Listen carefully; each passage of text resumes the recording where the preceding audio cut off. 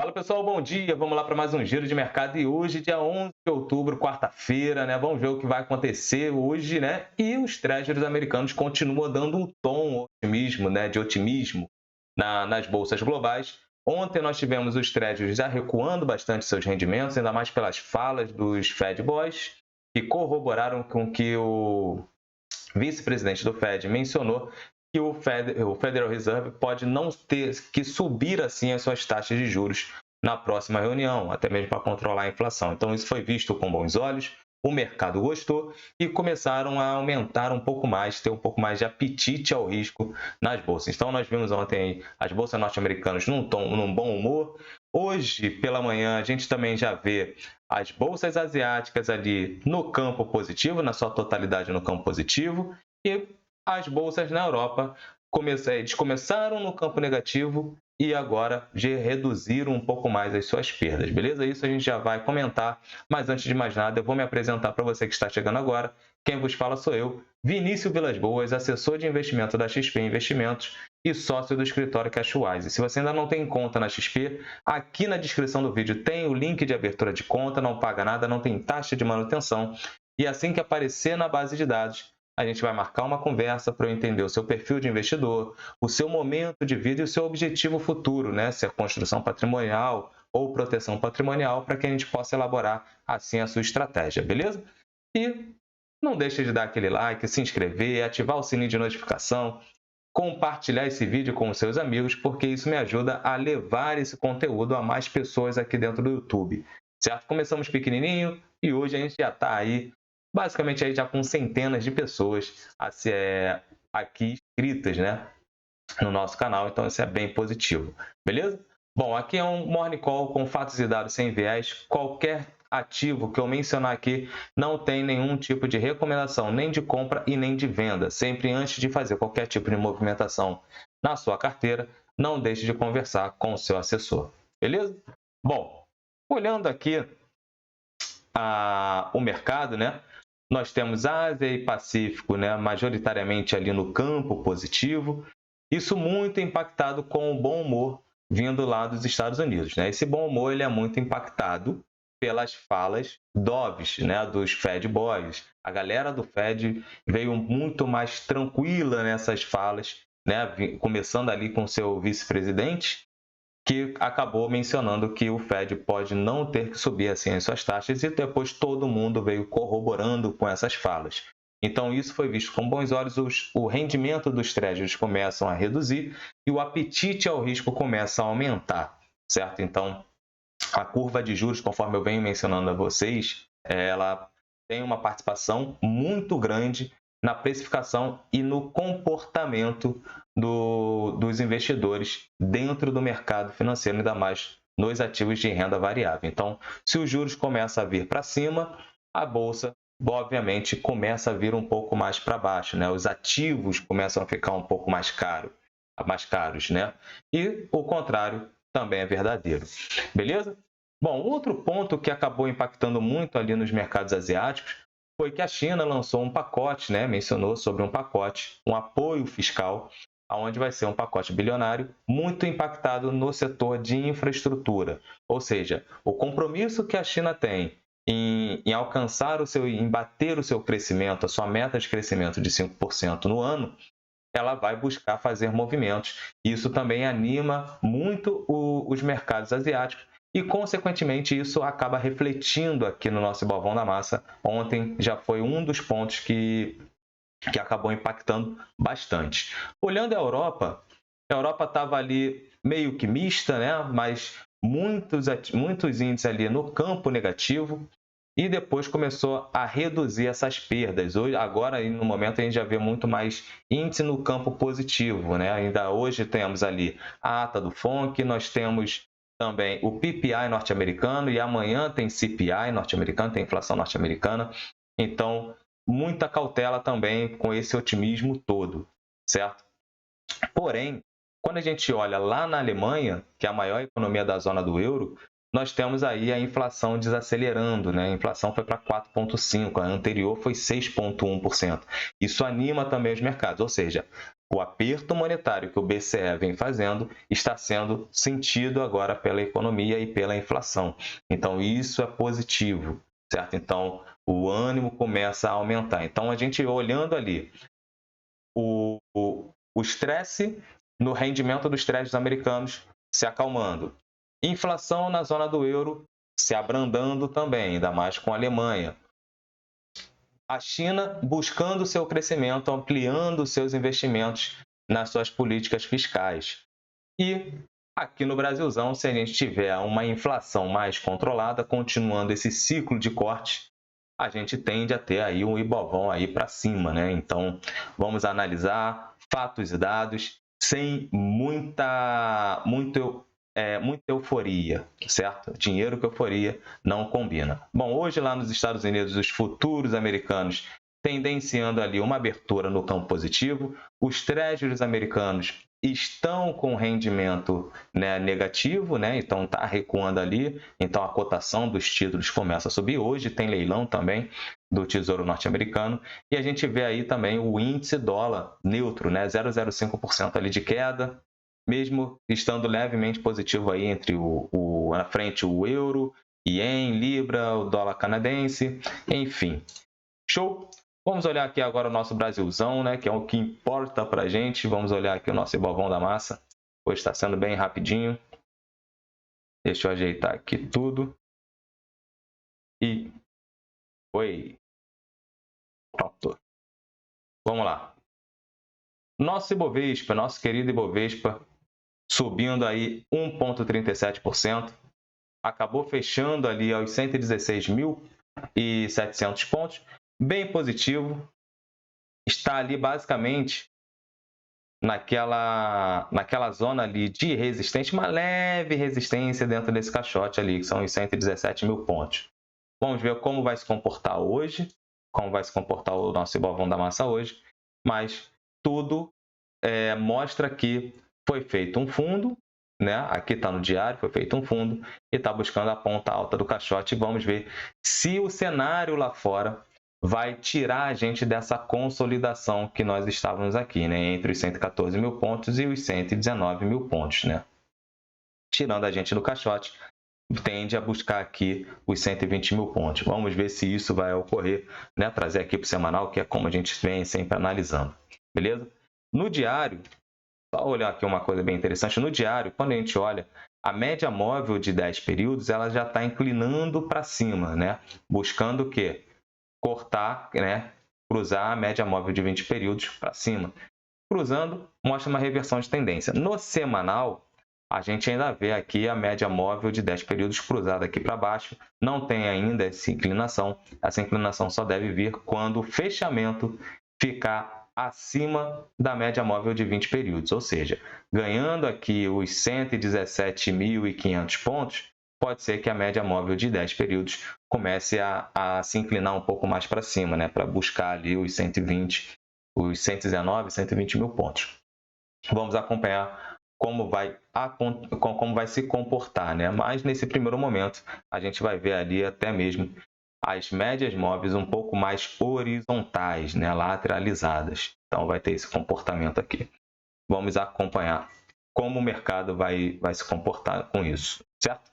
Bom, olhando aqui o Doleta, a Doleta teve mais uma paulada ali, mais uma queda de 1,43%, até porque os DIs aqui, seguindo os rendimentos dos treasuries americanos, acabaram fazendo essa correção. Então, o mercado de dólar, né, o dólar futuro, começa a arrefecer um pouco mais, o pessoal desmontando posições, então essa desmontagem de posição de segurança acaba voltando para a renda variável. Olhando a nossa renda variável, nosso monitor de mercado, a gente olha isso aqui, né? Basicamente, quase que todo mundo no campo positivo. Quem não está no campo positivo, por exemplo, a Prio que subiu forte pra caramba, então teve motivos aí para uma realização, é natural, após um crescimento alto, conforme foi, né? Depois eu boto até o gráfico da Prio aqui, nós temos tempo ainda, mas nós tivemos aí petróleo e gás, né? Petrobras seguindo a sua alta aí, chegando na sua máxima histórica, Vale muito impactada junto com as outras mineradoras, né? Em relação ao pacote de estímulos lá na China. Então, isso acaba aquecendo muito mais o setor metálico aqui no nosso Brasil, e a gente sabe que setor metálico, petróleo e bancos corresponde a um percentual muito forte no Ibovespa, né? Esses três setores subindo, fatalmente o nosso Ibovão da Massa sobe. Agora, destaque para alta, cadê a CVC? Cadê você, CVC aqui? Né? 16,48, 16,5% aí de alta, né? Chegando até entrar em leilão. Então o CVC ficou aí com destaque da alta, mas o volume é muito baixinho, né? Então quando a gente olha aqui, a representatividade dela ainda é baixa demais. Agora imagina uma Vale com 16%. Não, aí a China tem que estar crescendo 9%. Não, vamos botar aí.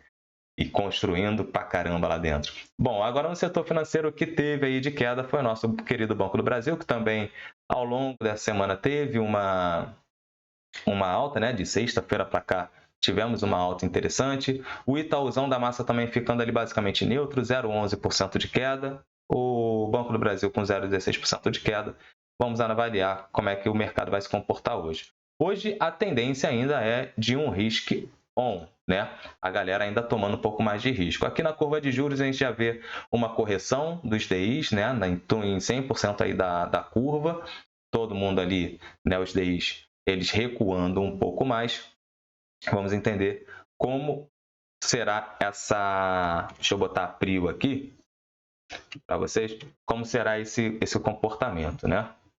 Bom, olhando a nossa querida PRIO, ontem teve uma queda de 0,41%, basicamente ficou neutro, né? Depois dessa pancada aqui, nessa subida aí de 8%, quase 9%, frente ao fechamento do dia anterior, né? De sexta-feira, no caso, né? No dia 6. E nós tivemos aí, na segunda-feira, uma PRIO subindo quase que 9%, e ontem, natural, ter essa recuada, ter esse respiro. Então, PRIO aí chegando basicamente na sua máxima histórica, buscando ali os R$50. Vamos ver se vai acontecer ou não, né? Então, abriu aqui um gap forte. Vamos entender como é que vai se dar isso. Isso muito impactado pelo crescimento também do petróleo, né? A guerra, o conflito ali em Israel, né, com a invasão ali do Hamas, os bombardeios, isso ficou um pouco mais em segundo plano, né? Porque os trades americanos olhando para o mercado financeiro. Não confundam, porque eu vejo ali no Twitter uma brigalhada, cara. Todo mundo agora é especialista na Palestina e Israel, cara. Todo mundo. Então, fica uma briga ali, eu vejo muita gente do mercado financeiro discutindo sobre esses assuntos, e eu acho que quando a gente não entende de fato como começou o problema e como é de fato lá dentro, a gente não tem que opinar. A gente só tem que analisar o que está vindo de informação, registrar o que faz sentido para o mercado financeiro, olhando a sua carteira de investimento, e no que tange a gente como pessoa, como ser humano, a gente fazer as orações possíveis para que isso acabe, né? Para que a gente não venha a ter conflitos, pessoas não precisam morrer para que ideologias ou outras crenças, sei lá, não entendo as coisas de lá, por qual motivo de fato existe esse conflito todo. Ninguém, na verdade, acho que sabe ao certo, né? Alguns especialistas têm, mas outros, a maioria não tem. Então cabe a gente analisar os fatores que vão impactar economicamente o mundo e o nosso Brasil, para que a gente possa coletar, fazer as melhores ações dentro da nossa carteira de investimentos, certo? Não somos nós que estamos apertando o botão para lançar mísseis, beleza? Então a gente tem que analisar fatos e dados. E, como eu falei, no que tange na questão humana, nós temos que orar para que isso tudo se acalme, para que não tenha mais mortes. Ponto. Beleza? Então, esse conflito acaba ficando em segundo plano porque os trades americanos foi um dos fatores que jogou todas as bolsas para baixo. Não somente as bolsas norte-americanas, as bolsas europeias e as asiáticas, e aqui o Brasil também. Nosso Ibovão da Massa veio para baixo devido à escalada dos rendimentos dos títulos americanos. Quando esses rendimentos recuam, é natural que as bolsas voltem para o patamar que estavam antes. Então, a gente tem que entender todo esse cenário. Por isso que esse conflito acabou ficando em segundo plano dentro dessa semana em relação ao mercado financeiro. Beleza? Bom, vamos olhar aqui a nossa querida Petrobras também. PTR4 também continua ali na sua máxima histórica, né? Buscando a sua máxima histórica, já está ali em R$ 35,21, né? Ganhou, estourou aí a sua última máxima, que foi ali nos 34, e agora já está em 35,21, né? Vai continuar essa alta, Vini? Não sei. Temos que fazer aqui toda a questão dos valuation. Dentro do que os analistas botam de preço-alvo para a Petrobras, ainda tem espaço para subir. Se vai subir hoje, ou amanhã, ou mês que vem, aí ninguém sabe, certo? O que eu posso falar para vocês? Quem tem Petrobras na carteira, quem conseguiu comprar Petrobras lá atrás, está surfando a onda, né? Está surfando a onda. Na carteira do Descomplicando Finanças, nosso preço médio está nos R$ 22,39, né? Eu já venho sempre mencionando para a galera que é assessorada por mim que Petrobras abaixo dos 25 estava de graça, né? Então, quem conseguiu aproveitar, aproveitou. Quem não aproveitou, agora aguarda, porque também tem outras oportunidades. O ponto-chave é, montou o seu stock pick, montou a sua relação de ações que vai entrar na carteira, espera as oportunidades para você ir incluindo ela aos poucos, né? Para você construir. Você está no início da sua construção da carteira, então esse momento que tem do nosso Ibovespa, ele acaba gerando esses momentos de acumulação, eles geram oportunidades para a gente incluir essas empresas. Obviamente que as empresas que já estão acima do preço teto são empresas que a gente tem que dar uma recuada, aguardar. E o que a gente faz? Vamos investir nas empresas que estão para trás e as empresas que estão ainda abaixo do preço teto, que está dando um bom upside. Show? Bom, vamos agora aqui para o nosso calendário. Hoje nós temos discurso do Buma, né? Então, tem um discurso do Buma.